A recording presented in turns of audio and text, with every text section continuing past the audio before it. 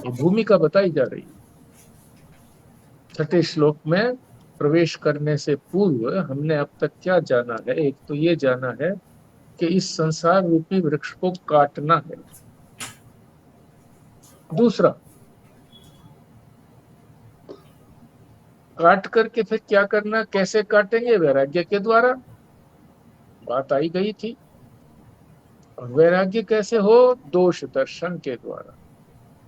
और दोष दर्शन भी सुख समकाल सो दोष दर्शन। जब सुख हो रहा हो तब भी दुख ही समझना उसको।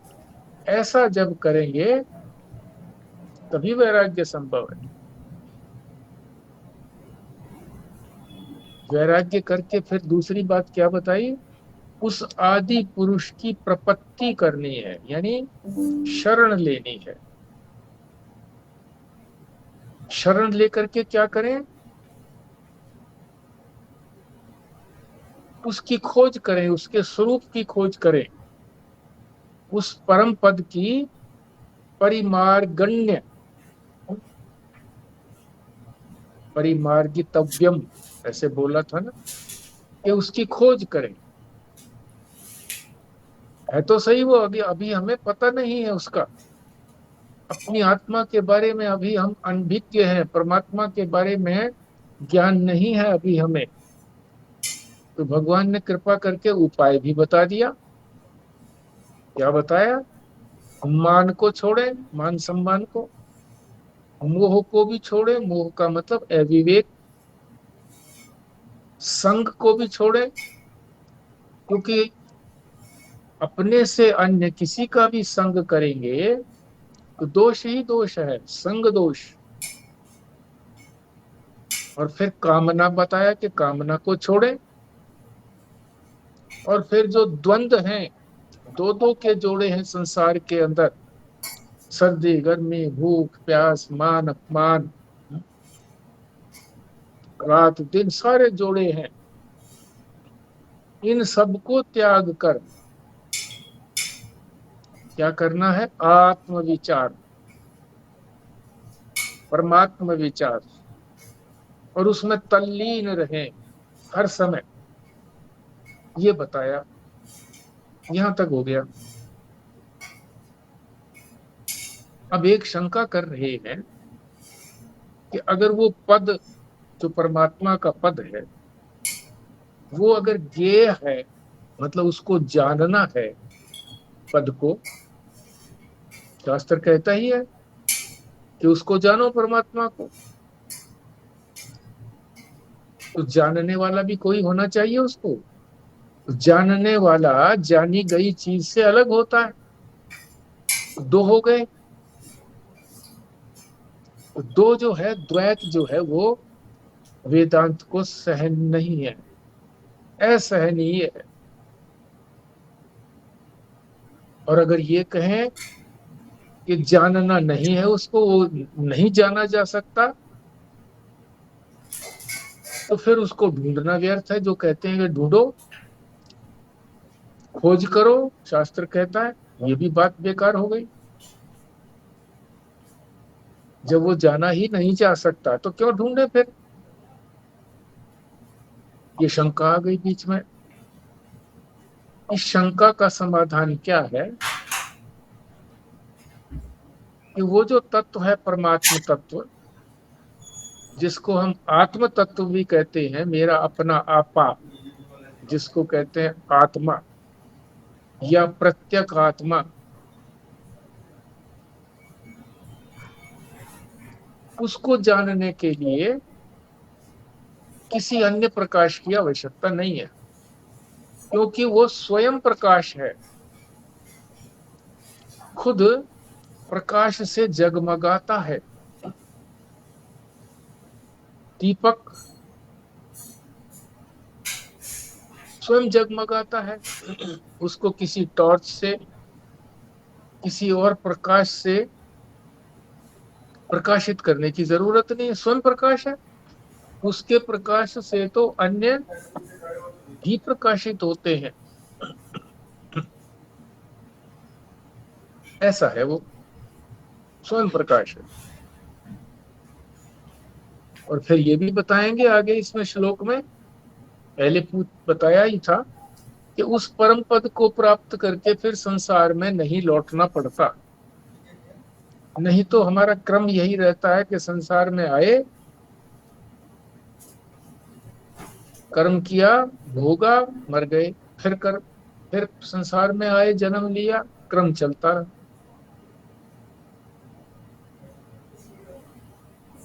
तो संसार में नहीं आते फिर तो कहाँ जाते हैं? अब ये यहाँ पर छठे श्लोक में इस बात को भी बताएंगे, स्वयं प्रकाशता को भी बताएंगे कि वो तत्व जो है वो स्वयं प्रकाश है।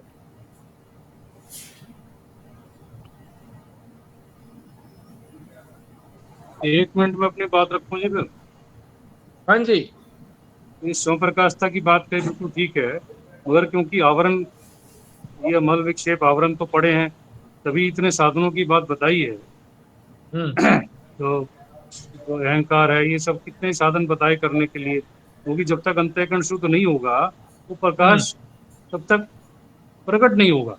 प्रकाश तो स्वयं प्रकाश है ऑलरेडी वहां पर, हाँ ठीक है। मगर हमारे हमारे अज्ञान का पर्दा पड़ा हुआ, ये अंतःकरण शुद्ध नहीं है, उसके लिए साधन तो करने पड़ेंगे। इसमें कोई हम्म ऐसी बात नहीं है कि उन्होंने कहा कि साधन करने नहीं पड़ेंगे, ऐसा तो नहीं कहा है, मगर ये बताया हम्म कि वो स्वयं प्रकाश है, ये तो बात ठीक हो गई। मगर हम्म। क्योंकि हमारे जीव जीव के अंदर आत्मा के ऊपर ये कई तरह के पर्दे पड़े हुए हैं, इन पर्दों को हम्म, हटाने के लिए तो प्रयास करना पड़ेगा। ठीक बात।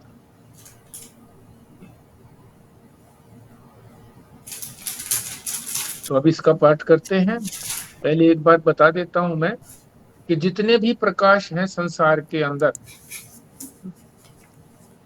सारे प्रकाशों का जिक्र किया गया है इस छठे श्लोक के अंदर।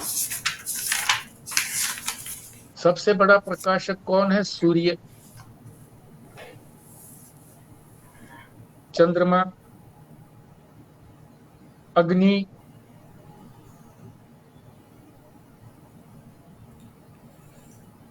और हमारी दृष्टि से ये तीनों प्रकार के जो प्रकाश हैं उनमें सबसे ज्यादा सूर्य है, उसके बाद चंद्रमा है और उसके बाद अग्नि है। एक और भी प्रकाश है जिसको हम जानते नहीं है। वो प्रकाश कौन है? प्रत्यक आत्मा, हमारी अपनी आत्मा। ये भी जगमगाता प्रकाश है।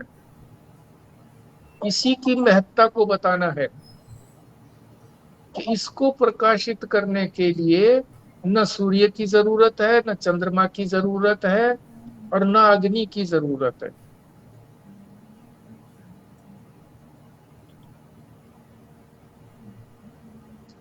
तो स्वयं प्रकाश के कौन है? वो हमारी आत्मा, प्रत्येक आत्मा।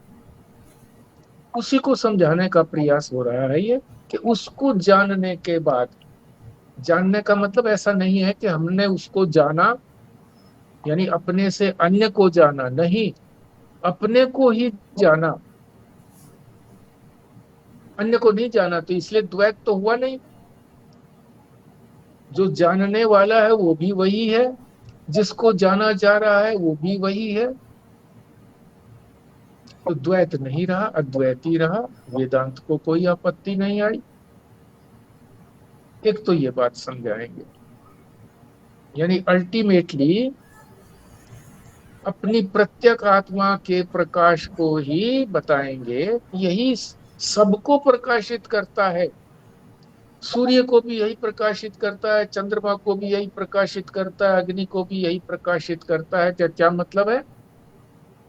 आत्मा न हो तो कहाँ सूर्य है? सूर्य की प्रमाणिकता को कौन सिद्ध करता है? मेरा आत्मा। इसी तरह से चंद्रमा को कौन प्रमाणित करता है कि चंद्रमा है? मैं हूं तो चंद्रमा है। इसी तरह से अग्नि की बात है। और फिर दूसरी बात इसमें क्या कहेंगे कि जहां पर जाने के बाद फिर लौटना नहीं आता होता, तो कौन सी जगह पर जाते हैं फिर जहां लौट के नहीं आना पड़ता? पहले तो कहाँ जाते थे? दूसरे लोक में जाते थे, स्वर्ग में गए, कहीं दूसरे लोक में गए, ब्रह्म लोक में गए। अब ऐसे लोक में जाते हैं, लोक नहीं है बल्कि वो धाम है, स्वयं का ही धाम है अपना, जहां हमारी प्रत्येक आत्मा रहती है, वहीं लौटना है, जाना है। तो वहां तो हम हैं ही पहले से ही। तो बस इस बात को जानना भर है कि हम वहां तो पहले ही हैं, कहीं जाना आना नहीं है। जो जाने आने वाली चीजें हैं पंचभूत, जिससे हमारा ये शरीर, स्थूल शरीर बना है, इंद्रियां बनी है, मन बुद्धि अहंकार बना है, ये जाए आएंगे, जहां से ये आए हैं पंचभूतों से आए हैं, पंचभूतों में जाके लीन हो जाएंगे। आत्मा तो यही था, न जाना न आना। अब इसका हम पाठ करते हैं। न तद भासयते सूर्यो न शशांको न पावकः, यद गत्वा न निवर्तन्ते तद धाम परमं मम। रेणु प्राशर जी पाठ करेंगे आप? जी। न तद्भास्यते सूर्यो न शशांको न पावकाः, यत् गत्वा न निवर्तन्ते तद्धाम परमं मम। भारद्वाज साहब।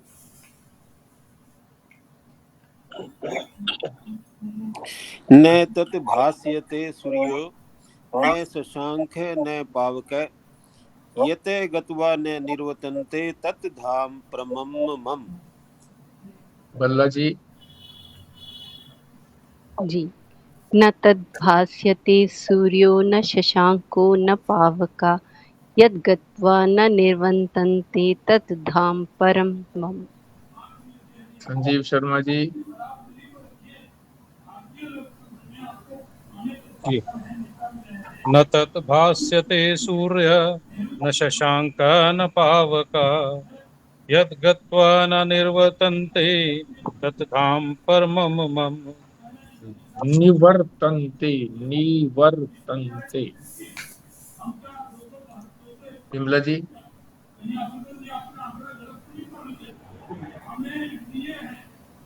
न तद्भास्यते सूर्यो न शशांको न पावकः, यद् गत्वा न निवर्तन्ते तद्धाम परमं मम।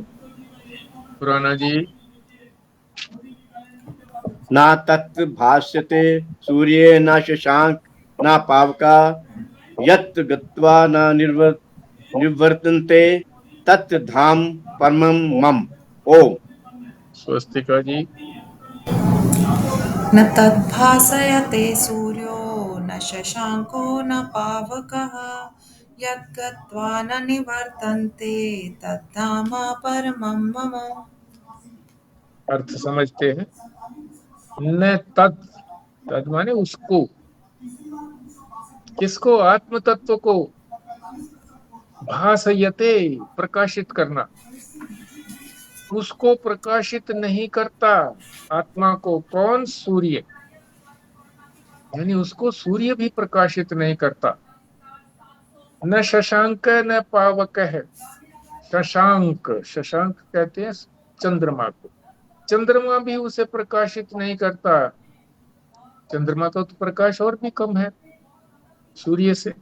न पावक है, और अग्नि भी प्रकाशित नहीं करती। यही तीन बड़े सोर्स हैं किसी भी वस्तु के अज्ञान को हटाने के लिए। अज्ञान कब हटता है? जब अंधकार रूपी अज्ञान हटता है। अंधकार जो है वो अज्ञान रूपा है, प्रकाश जो है वो ज्ञान रूप है। तो अंधकार, अज्ञान जब किसी वस्तु का हटता है, ज्ञान हो गया, प्रकाश होने से ज्ञान हो गया, पता लग गया, तो तभी प्रकाशित होता है। प्रकाश से ही प्रकाशित होता है। अज्ञान का हटना ही प्रकाश रूप है। आगे कहा है यत् गत्वा, जहां जाने के बाद, न निवर्तन्ते, वापस नहीं आना पड़ता, तद धाम, उस धाम में वो धाम कैसा है? परमम मम, मेरा। भगवान स्वयं कह रहे हैं कि वो तो मेरा धाम है। वहां जाने के बाद फिर वापस नहीं आना पड़ता। और धाम तो आप जानते ही है, परमानेंट रेजिडेंस, जहाँ पे वो हर समय रहता है। अब इसको एक एक को विस्तार से समझते हैं। तत्सूर्य न भास्वते, वो पद कैसा है? अव्यय पद है। उसको सूर्य भी प्रकाशित नहीं करता। प्रकाश का मतलब समझा रहे हैं, जो आवरण है, ढक्कन है, ढक्कन जिससे प्रकाश नहीं पहुंच पाता वहां तक, तो सूर्य जो है उस अंधकार को हटा देता है। संसार में जितने भी पदार्थ हमको दिखते हैं, सूर्य के कारण ही दिखते हैं। सूर्य प्रकाशित करता है और हमको ज्ञान हो जाता है उस वस्तु का, अपने से अन्य वस्तु का। उसी को ही प्रकाश कहते हैं, उसी को ही रोशनी कहते हैं।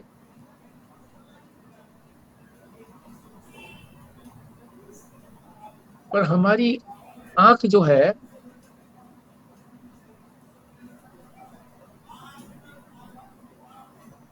हमारे आंख जो है वो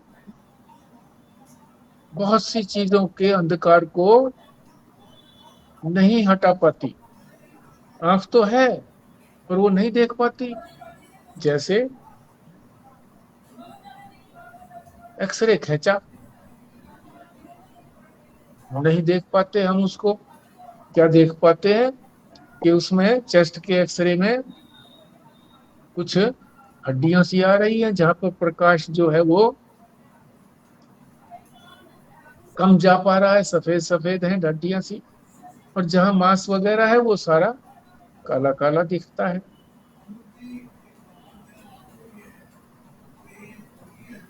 मगर कुछ यंत्र ऐसे हैं जिन यंत्रों के सहायता से आंख देख लेती है। जैसे खून के अंदर अनेक तरह के कीटाणु होते हैं, सेल्स होते हैं। उन सेल्स को माइक्रोस्कोप यंत्र से देख पाते हैं। माइक्रोस्कोप उनके अंधकार को दूर कर देता है। जो नहीं दिखाई पड़ते वो दिख जाते हैं।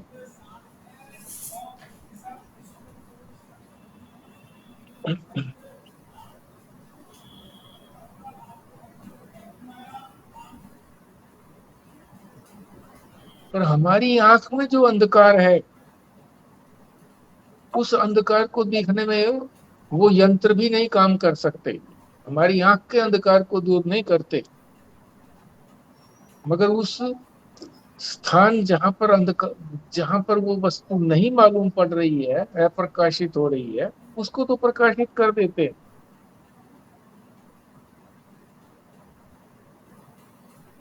हमारी आंख किसी दूसरे के अंधकार को तो दूर कर सकती है, पर अपने अंधकार को हम नहीं दूर कर सकते।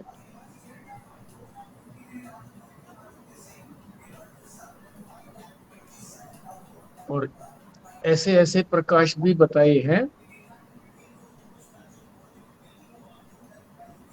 जिसमें वायलेट, पराबैंगनी कहते हैं उसको, बैंगनी रोशनी, परा नहीं, बैंगनी रोशनी, वायलेट रेज। वायलेट रेज तो हम देख सकते हैं, परंतु पराबैंगनी, अल्ट्रा वायलेट,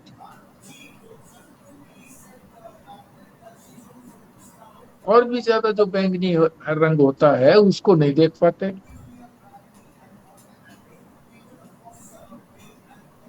और ऐसे ऐसे प्राणी भी हैं जो उनको देख पाते हैं।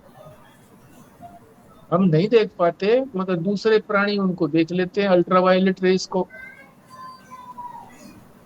और प्राणी प्राणी नहीं, यंत्र भी हैं जो अल्ट्रावायलेट रेस को देख लेते हैं। ऐसे यंत्र आविष्कार किए हैं विज्ञान ने। और फिर अंधेरे के अंदर कैमरा जो है वो भी फोटो ले लेता है किसी व्यक्ति की।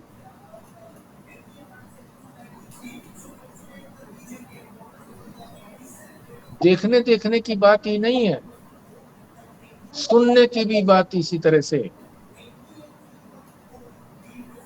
जिस ध्वनि को हमारे कान नहीं सुन सकते, कुत्ता उस ध्वनि को सुन लेता है।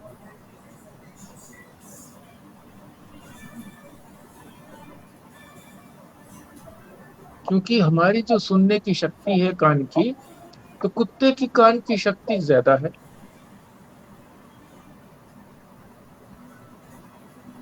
इसलिए ये सारी बात बताने का क्या मतलब रहा,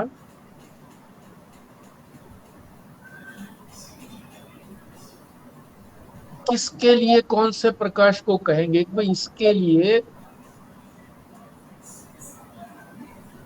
ये प्रकाश जो है सबको दूर कर देगा, अंधकार को, सब अंधकारों को दूर कर देगा। ऐसा कौन सा प्रकाश है? पदार्थों के तो अपने अपने अंधकार को दूर करने के लिए अलग अलग यंत्र हैं, अलग अलग चीजें हैं, पर कोई एक ऐसा यंत्र होना चाहिए जो सारे प्रकार अंधकारों को दूर करके उसको जान सके। उन अंधकारों के अंदर एक अंधकार तो नाम लिया सूर्य का। सूर्य जो है वो सबको प्रकाशित करता है, आवरण को हटा देता है। अंधेरा होता है, हम नहीं जान पाते वस्तु कैसी है। सूर्य के निकलने के बाद प्रकाश हो गया तो हमें पता लग जाता है ये क्या है। तो उसके ऊपर जो आवरण था, अंधकार का आवरण था, जिससे हम जान नहीं पा रहे थे, अज्ञान था हमको, वो दूर हो गया। परंतु सूर्य भी जो हमारी आत्मा के ऊपर आवरण पड़ा हुआ है, ब्रह्म के ऊपर जो आवरण है, उसको ये भी नहीं दूर कर सकता। कैसे कि सूर्य को चाहे एक टक देखते रहो, कितनी देर तक देखते रहो, चाहे 100 सालों तक देखते रहो, फिर भी जो हमारे अंतःकरण के अंदर है, जो आवरण पड़ा हुआ है, किसके ऊपर?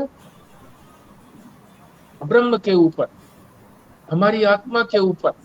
बताया ना कि हम परमात्मा हमारे अंदर ही है, आत्म रूप से बैठा हुआ है वो, उसको हम नहीं जानते।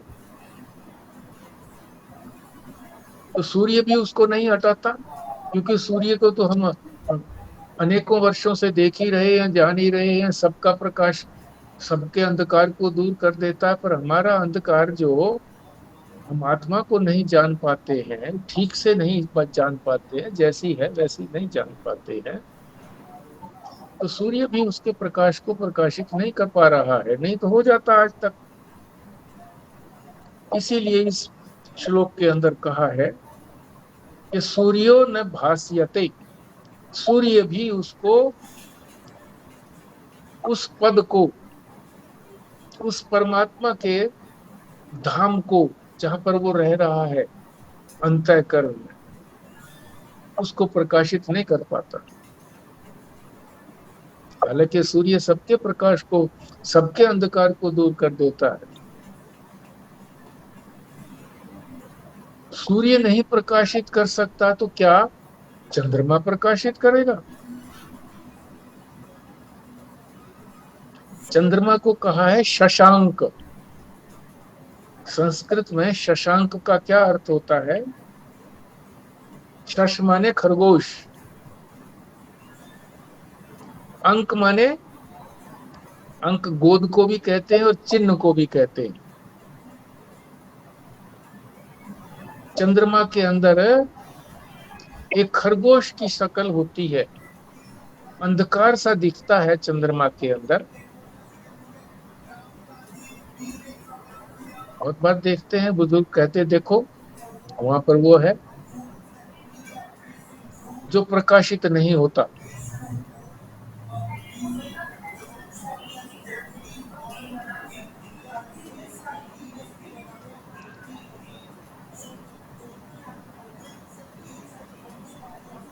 चंद्रमा जो के अंदर जो अपना जो अंधकार है, शशांक रूपी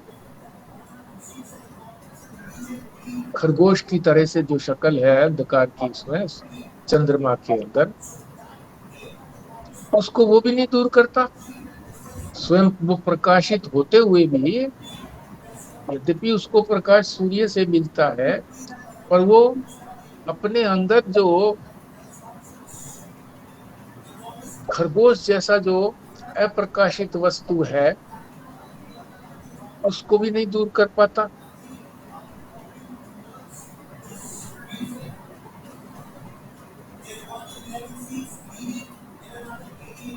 क्योंकि वो स्थल अप्रकाशित है।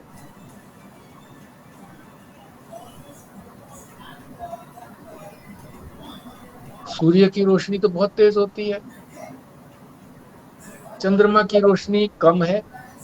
फिर चंद्रमा की बात क्यों ले आए यहाँ पर भगवान? तो उसके कारण बताए हैं। 3 बातों से उदाहरण दे करके बता रहे हैं कि क्यों लेकर के आए। श्रुति में कहा गया है, श्रुति है प्रमाण, वेद है प्रमाण। वेद में जिन मंत्रों को कहा गया है, जो उसका जो मंत्र है, मंत्र भाग जो है वो प्रमाणित है। तो श्रुति ने कह दिया है, तो इसलिए श्रुति के पीछे पीछे तो चलना ही है, श्रुति के विरुद्ध नहीं चल सकते। कि जब सूर्य ही प्रकाशित नहीं करता तो चंद्रमा कैसे प्रकाशित करेगा, इसलिए चंद्रमा की बात को छोड़ो, नहीं। श्रुति ने कहा है, वेद ने कहा है, वेद के अंदर जो मंत्र है उसने ये बताया है, ये शब्द दिया है, शशांक का भी दिया है कि सूर्य भी प्रकाशित नहीं करता, चंद्रमा भी प्रकाशित नहीं करता, अग्नि भी प्रकाशित नहीं करती। तो जो उसने कहा है उसके पीछे चलना ही पड़ेगा, क्योंकि वो प्रमाण है। एक कारण तो ये हो गया। दूसरा कारण ये है कि सूर्य जो है वो तो स्थूल चीजों को प्रकाशित करता है, हमारे मन के अंदर जो भाव है उसको तो प्रकाशित नहीं करता। वो भाव, इमोशंस, उसको तो चंद्रमा ही प्रकाशित करता है। कैसे? ताजमहल का उदाहरण दिया। दिन में देखो ताजमहल को सूर्य की रोशनी में, उतना भाव नहीं आएगा हमारे मन में, अंतःकरण में, जितना भाव हम रात्रि के जब चंद्रमा निकला हुआ होगा तो चंद्रमा के प्रकाश में जो हम देखेंगे तो बड़ा भाव आता है, उसकी सुंदरता लगती है, उसकी सुंदरता 100 गुना बढ़ जाती है ताजमहल की। और ये सबका अनुभव भी है। इसी तरह से स्त्री का सौंदर्य जो बताया वो भी रात्रि में ही सौंदर्य बढ़ता है।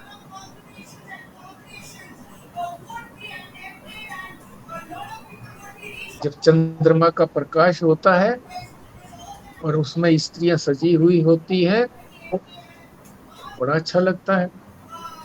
सूर्य के प्रकाश में नहीं लगता, क्योंकि भाव नहीं जगता वैसा ही।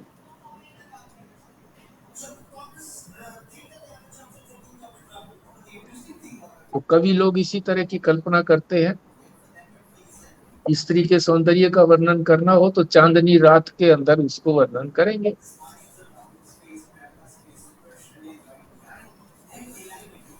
प्रकृति के अंदर वृक्षों को अगर देखें हम, पेड़ों को, पौधों को, तो चांदनी खिली हुई हो तो बड़े अच्छे लगते हैं, सूर्य के प्रकाश में उतने अच्छे नहीं लगते। तो जो जंगल में रहते हैं, पेड़ों के अंदर रहते हैं, उनको ये साक्षात अनुभव होता है रोज के रोज। और चांदनी में निकलना बड़ा अच्छा लगता है उनको। वे थोड़ा सा टहल लेते हैं और पेड़ों के सौंदर्य को देख लेते हैं।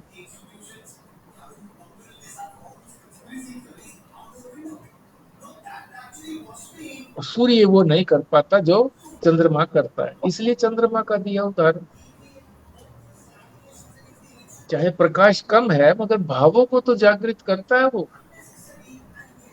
और ये 3-4 उदाहरण दे दिए। एक तो श्रुति ने कहा है, मंत्र है, तो मंत्र ने जैसा कहा है उसके अनुसार ही चलना चाहिए हमको भी। ताजमहल के उदाहरण से भी बता दिया, रात्रि में चांदनी रात में बड़ा अच्छा लगता है। और इसी तरह से कवियों ने स्त्री का सौंदर्य वर्णन किया है चांदनी रात के अंदर ही। पेड़ पौधे भी चांदनी रात में ही अच्छे भाव जगाते हैं हमारे अंदर। तो चंद्रमा का भी अपना रोल रहा, चांद की रोशनी का भी अपना रोल रहा। फिर आगे कहते हैं न पावक है। पावक माने अग्नि। अग्नि भी प्रकाशित नहीं करती, तो अग्नि का तो प्रकाश और भी कम होता है, सूर्य से भी चंद्रमा से भी। फिर इसको कहने की क्या जरूरत थी? इसलिए कहा कि कुछ ऐसी वस्तुएं होती हैं जिनके अंधकार को दूर करने के लिए अग्नि अंधकार को दूर करती है। कैसे? अग्नि कर्म किया जाता है, यज्ञ आदि जो करते हैं, हवन करते हैं। जैसे सूर्य से स्वर्ग का दर्शन नहीं होता, सूर्य जो है वो स्वर्ग का दर्शन नहीं कराता। सूर्य तो हम कितने सालों से देख रहे हैं, जितनी हमारी आयु है तब से हम देख ही रहे हैं सूर्य को, मगर हमें अभी स्वर्ग का तो दर्शन हुआ नहीं है। चंद्रमा से भी स्वर्ग का दर्शन नहीं हुआ, चंद्रमा भी बहुत बार देख लेते हैं चंद्रमा की रोशनी को। और अग्नि के अंदर जब ज्योतिष्टोम यज्ञ किया जाता है तब स्वर्ग के दर्शन होते हैं, यानी हम स्वर्ग पहुंच जाते हैं। ज्योतिष्टोम यज्ञ जब करते हैं तो उसका फल क्या होता है कि स्वर्ग में वास मिलेगा, वहां फिर खूब भोग भोगेंगे, सुख का भोग करेंगे, आनंद का भोग करेंगे।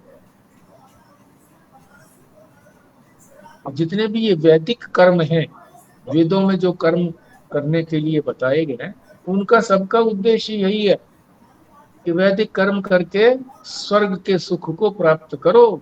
ये स्वर्ग, ये सुख जो है संसार का, ये उसके सामने तुच्छ है, स्वर्ग के सुख के सामने। इसलिए इससे वैराग्य करने के लिए कहा है कि कम से कम इस संसार के सुख से तो वैराग्य हो। और जब वहां जाकर के पता भी लगेगा, शास्त्र बताएगा भी कि ठीक है उससे ज्यादा सुख है, पर ये भी सुख जो है ना सीमा के अंदर है। जब कर्म समाप्त हो जाएंगे, उनका फल समाप्त हो जाएगा, तो फिर आना पड़ेगा नीचे। साथ साथ ये भी बता देता है शास्त्र, तो जहां सूर्य जो है वो स्थूल प्रकाश, स्थूल जो अंधकार है उसको दूर करता है, चंद्रमा जो है वो मन के भावों को प्रकाशित करता है, उभारता है, और अग्नि जो है वो कर्म के द्वारा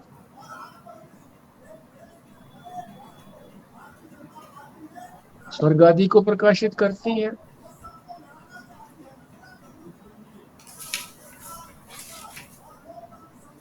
और चाहे कितना ही कर्म कर लो, ये जो हमारा अज्ञान रूपी अंधकार है, अज्ञान का जो आवरण है हमारी आत्मा के ऊपर, परमात्मा के ऊपर, ये दूर नहीं होता, यानी ज्ञान नहीं होता। ठीक है स्वर्ग में चले जाएंगे, सुख भोगेंगे, फिर आना पड़ेगा, मगर ये अज्ञान का आवरण दूर नहीं होता, ज्ञान नहीं होता, कर्म करने से ज्ञान नहीं होता। इसलिए श्रुतियों ने कह दिया है किसी अन्य जगह पे, न कर्मणा, कुछ भी कर्म करके आवरण नहीं हटता। कैसे ही कर्म कर लो ये आवरण नहीं हटेगा। तो फिर कैसे हटेगा? बल्कि कर्म को छोड़ने से हटेगा। त्यागेन, उन कामों का त्याग करने से ही उस आवरण के हटने की संभावना होती है। त्याग करना, इसीलिए त्याग की बड़ी महिमा बताई है। तप करने को क्या कहते हैं? भोग का त्याग, कि नहीं भोगना, बस भोग लिया जितना भोगना था, अब नहीं भोगेंगे, भोग का त्याग कर दिया।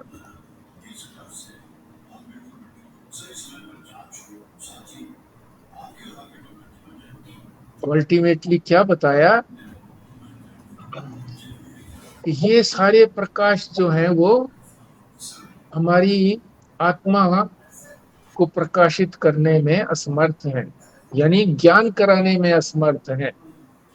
हमारी आत्मा तो प्रज्वलित है, प्रकाशित है, स्वयं प्रकाश है, पर चूंकि आवरण पड़ा हुआ है हमारे अंतःकरण पर, इसलिए हम उसको देख नहीं पाते।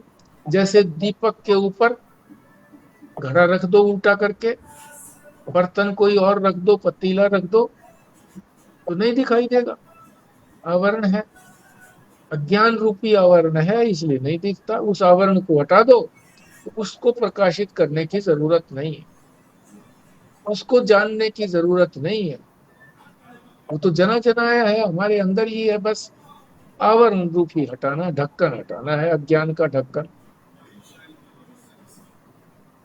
और फिर पिछले श्लोक में अब आगे की बात बता रहे हैं कि वहां कहाँ जाता है, फिर कौन से धाम में जाता है जिससे फिर वापस नहीं आना पड़ता। पिछले श्लोक में, चौथे श्लोक में कहा था यत गत्वा न निवर्तन्ते, जहां जाकर के फिर वापस नहीं आना पड़ता। तो उसकी विशेषता नहीं बताई थी, अब बता रहे हैं किस तरह से वापस नहीं आना पड़ता। वो पद कैसा है? तद धाम। धाम का मतलब होता है जो नियत वास है, जहां पर हम रेगुलरली रहते हैं, नियमित रूप से रहते हैं।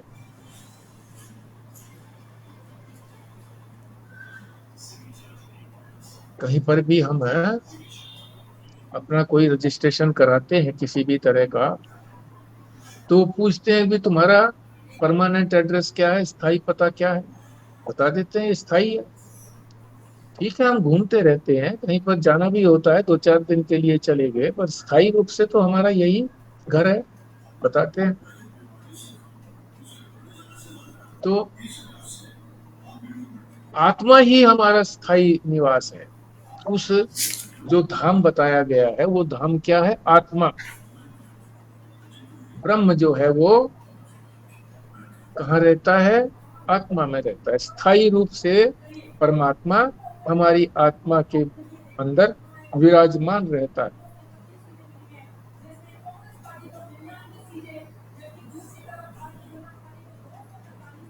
और ये भी कहा है कि ब्रह्म तो सर्वत्र व्यापक है, इदम रूप से भी व्यापक है। इदम माने ये माने सारा संसार, सब जगह व्यापक है। बात तो ठीक है, व्यापक तो सब जगह है, पर स्थायी निवास तो यही है। जैसे राष्ट्रपति का स्थायी निवास नई दिल्ली में है, चाहे जहां भी घूमे, परमानेंट एड्रेस तो यही है।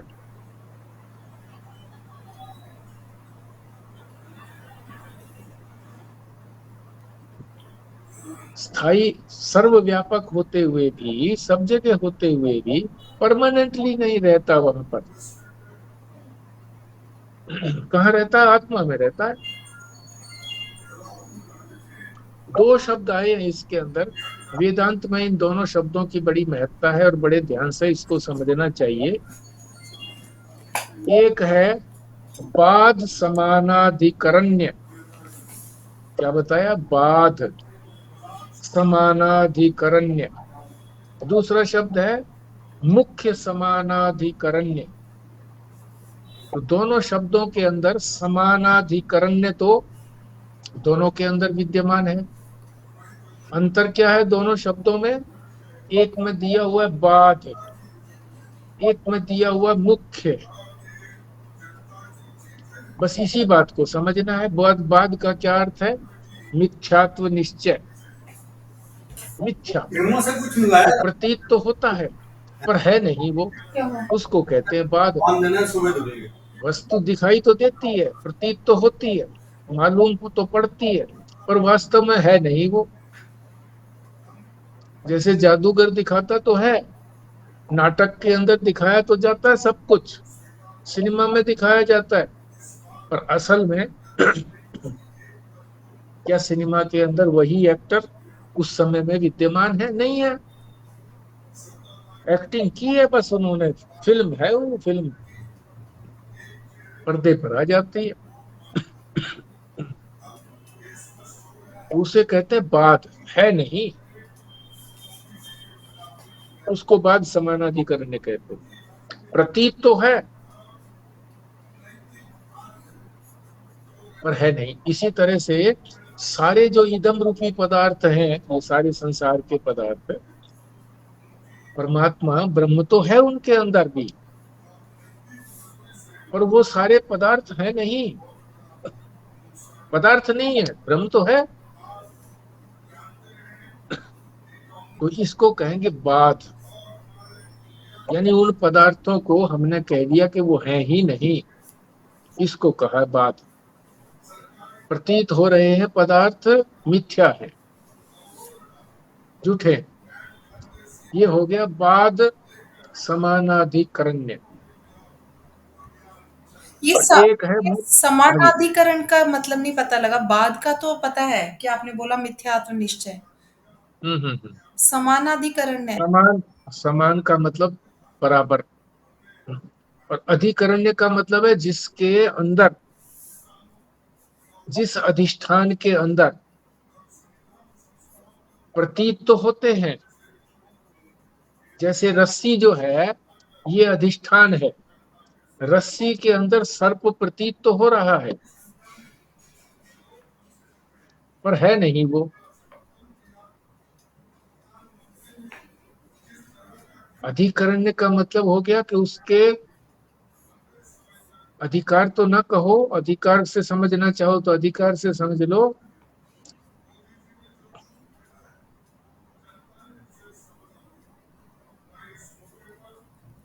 आप कहना चाहते हो कि जैसे रस्सी और सर्प जो है जब दिख रहा होता है तो हमें दोनों एक जैसे ही लग रहे होते हैं, ये मतलब है क्या कि समान प्रतीति? नहीं, प्रतीति तो उसी की हो रही है। किसकी हो रही है? सर्प की। प्रतीति तो सर्प की हो रही है, रस्सी की तो प्रतीति हो नहीं रही। रस्सी की होती तो ये नहीं होता। अब रस्सी की प्रतीति नहीं हो रही है तो सर्प की प्रतीति हो रही है। एक ही अधिकरण में, एक ही अधिष्ठान में, एक ही अधिष्ठान में दोनों हैं दोनों एक ही अधिष्ठान के अंदर, मगर एक जो है वो मुख्य है, दूसरा गौण है। तो जिसके अंदर गौण रूप से प्रतीत हो रहा है वो हो गया बाध, और जो मुख्य रूप से प्रतीत हो रहा है, जो है ही मुख्य रूप से, जो उसका अपना ही स्वरूप है, मुख्य है, मुख्य के अंदर ही भास रहा है, मुख्य ही भास रहा है, स्वयं मुख्य भास रहा है, वो हो गया मुख्य समानाधिकरण्य। और जो गौण रूप से दिखाई दे रहा है उसको कह दिया, गौण भी ना कहें तो केवल प्रतीत हो रहा है नहीं, उसको कहेंगे बाध समानाधिकरण। और जो वस्तु मुख्य है, जैसे रस्सी दिख गई तो तब क्या हो गया? मुख्य समानाधिकरण। इसी तरह से जब हमें अपनी आत्मा का ज्ञान हो गया, प्रत्यक आत्मा का ज्ञान हो गया, तो हमें मुख्य का ज्ञान हो गया, तो मुख्य समानाधिकरण हो गया।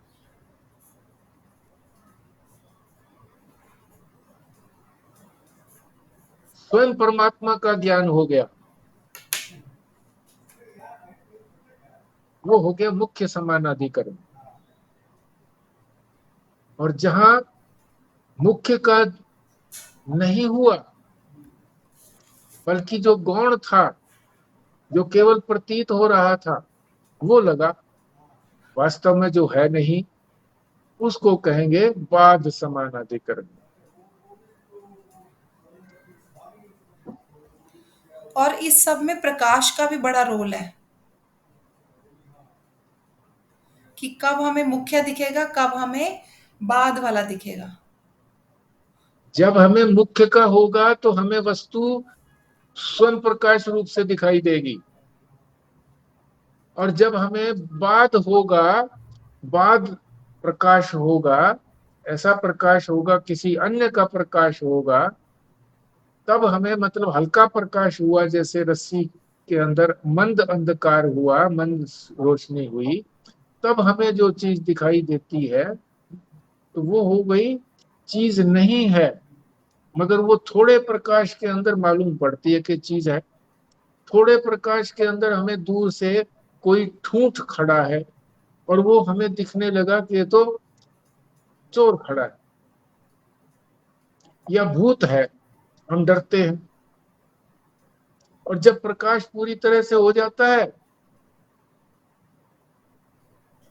तो फिर स्वयं प्रकाश हो जाता, पता ही लग जाता कि ये वस्तु है, और अंधकार दूर हो गया। एक वस्तु स्वयं प्रकाश है, एक वस्तु दूसरे से प्रकाशित है, मगर दूसरे से प्रकाशित होने पर भी पूरी तरह से प्रकाशित नहीं होती, थोड़ा प्रकाश पड़ता है, तो वो गलत धारणा बना देता है। वो हो गया, उसको बाध कर देना है कि वो मिथ्या है, प्रतीत हो रहा है नहीं, सर्प है नहीं मालूम पड़ रहा है, चोर है नहीं मालूम पड़ रहा है, भूत है नहीं मालूम पड़ रहा है। इसको भ्रम की स्थिति भी कह सकते हैं जी। है जी, इसको भ्रम की स्थिति भी कह सकते हैं हाँ जी। बिल्कुल भ्रम है जी, भ्रम भ्रम। और यहाँ पे प्रकाश का मतलब ज्ञान है ना। प्रकाश का मतलब ज्ञान है, और अंधकार का मतलब अज्ञान है।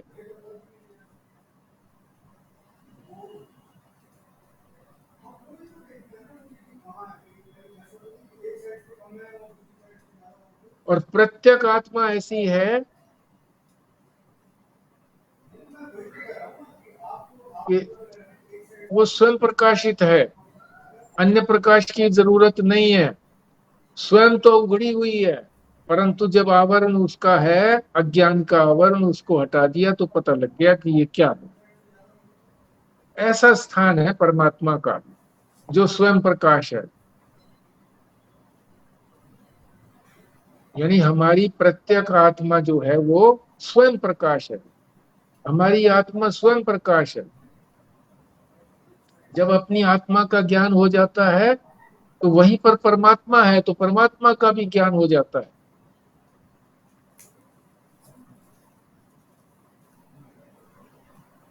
साक्षात अनुभव हो जाता है, फिर उसके लिए बाध करने की जरूरत नहीं है, क्योंकि साक्षात अनुभव हो गया हमको, जो वस्तु जैसी थी वैसी प्रतीत हो गई।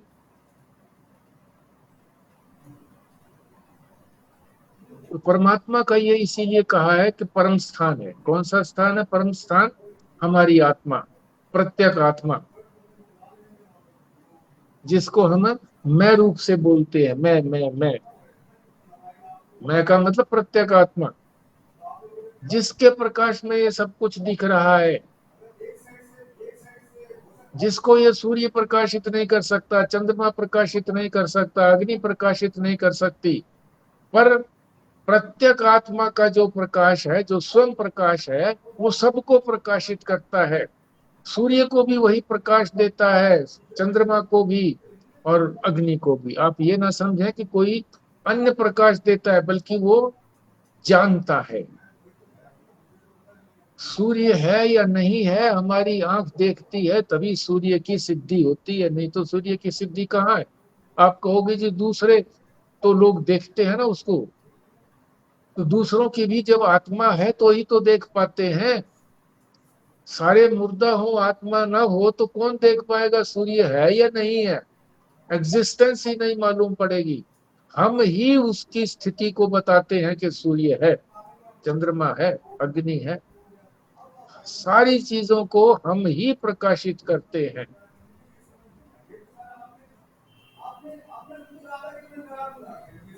मैं हूं, ये स्वयं प्रकाश है। कोई मुझे प्रकाश तो देता नहीं, अंधेरे में बैठा हूं तो भी मैं हूं। और मैं की जो वृत्ति बनती है, किसी अन्य प्रकाश को जानते हैं, उसको भी मैं ही प्रकाशित करता हूं। मैं की वृत्ति को भी मैं ही प्रकाशित करता हूं। मैं स्वयं प्रकाश हूं, और मैं से जो वृत्ति बनती है, वृत्ति बनने का मतलब किसी चीज का ज्ञान होना, अनुभव होना, जानना किसी चीज का। जितनी भी संसार की चीजें हैं उनका ज्ञान हमको वृत्ति के माध्यम से होता है। वृत्ति उसको चारों तरफ से घेर लेती है और फिर ज्ञान हो जाता है। तो वहां भी प्रकाश रूप से जब जाता है, यहाँ से हमारी आत्मा से प्रकाश जाता है, तब उस वस्तु को प्रकाशित करता है, वृत्ति को प्रकाशित करता है, तब जाकर के उस वस्तु का ज्ञान होता है।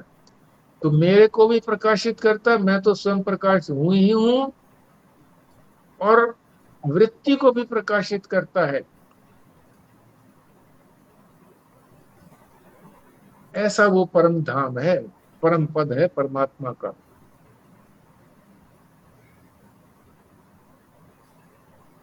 इसलिए सारा संसार वहीं से निकला है। वही परम धाम है, वही आत्मा है। और वहां से फिर कहीं जाना नहीं होता, कहीं लौट करके जाना नहीं होता। लौट करके जाने वाले तो जो 5 भूतों से बने हुए हैं, हमारे स्थूल शरीर और सूक्ष्म शरीर, ये चले जाते हैं। आत्मा तो यहीं की यहीं रहता है,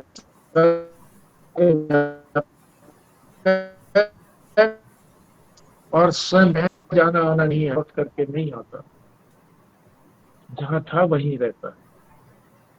ठीक है जी। इस श्लोक के अंदर मुख्य बात तो यही बताई है कि आत्मा की स्वयं प्रकाशिता को सिद्ध किया है कि आत्मा, हमारी आत्मा जो है, प्रत्येक आत्मा स्वयं प्रकाश है, स्वयं जगमगाता प्रकाश है, दीपक की तरह से। और वही जो है परम धाम है, ब्रह्म के रहने का स्थान है, वहीं रहता है ब्रह्म। पर क्यों नहीं दिखता हमको, क्यों नहीं जानकारी होती? क्योंकि उसके ऊपर अज्ञान का आवरण, अज्ञान का अंधकार ढका हुआ है। उस अज्ञान के अंधकार को हटाना है।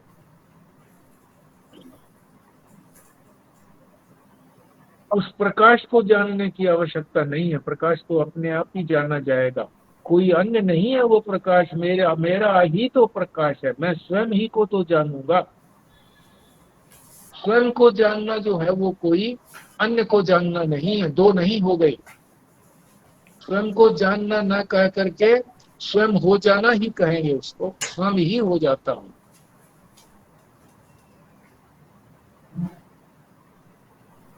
ठीक है जी।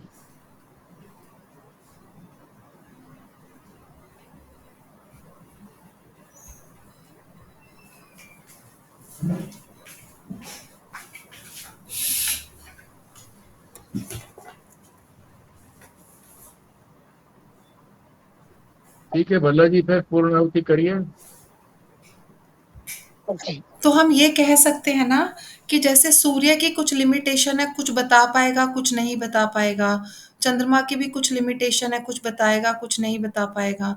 पर जो हमारी प्रत्येक आत्मा है, उसके बिना तो सूर्य की भी कोई इम्पोर्टेंस नहीं है और चंद्रमा की भी नहीं है, और वो किसी के सापेक्षिक नहीं है। वो सब चीजों का ज्ञान करा देता है,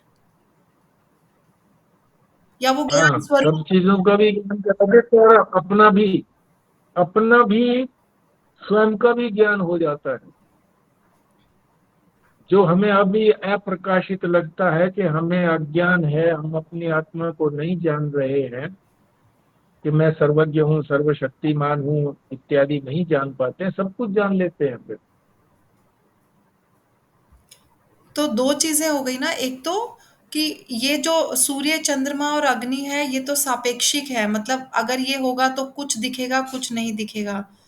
पर प्रत्यगात्मा हम्म, के तो की ऐसी कोई लिमिटेशन नहीं है कि ये होगा तो कोई दिखेगा। लिमिटेड।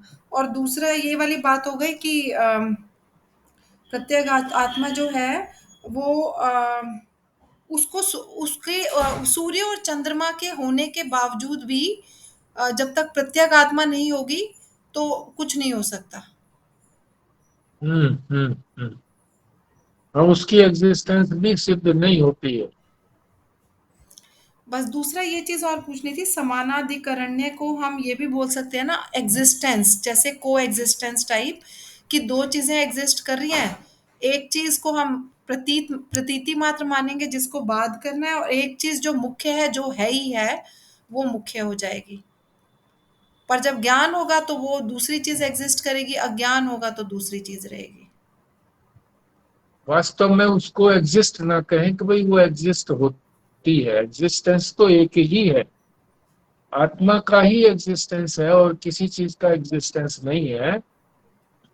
बस वो मालूम ये पड़ता है कि भाई वो है, दूसरी चीज है, मालूम पड़ती है, एग्जिस्टेंस नहीं है उसकी भी। एग्जिस्टेंस तो एक ही चीज की है, आत्मा की ही है। ठीक है। ठीक है जी, बल्ला जी करिए पूर्ण। ओम पूर्णमदः पूर्णमिदं पूर्णात् पूर्णमुदच्यते पूर्णस्य पूर्णमादाय पूर्णमेवावशिष्यते। ओम शांति शांति शांति। ओम नारायण। नारायण। नारायण।